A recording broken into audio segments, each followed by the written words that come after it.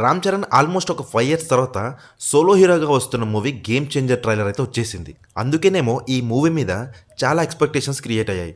After triple Ram Charan craze కూడా పెరిగింది. World వైడ్గా ఫ్యాన్స్ కూడా పెరిగారు. ఇది మైండ్లో పెట్టుకుని director Shankar game changer plan చేశారనుకుంటా.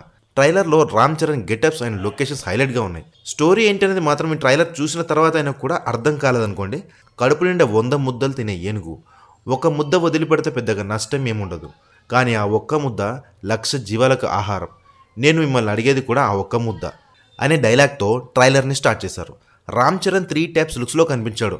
అసలు ఎన్ని రోల్ చేస్తున్నాడు అన్న కన్ఫ్యూజన్ అయితే క్రియేట్ అయింది.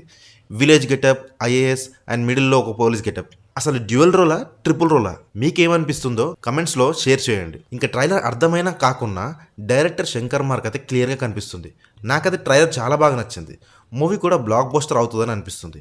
బ్లాక్ బస్టర్ అవ్వాలని కోరుకుందాం. మూవీని ఖచ్చితంగా థియేటర్లో చూసి ఎంజాయ్ చేయండి. ఎందుకంటే ట్రైలర్ చూస్తే విజువల్లీ చాలా మంచిగా అనిపించింది.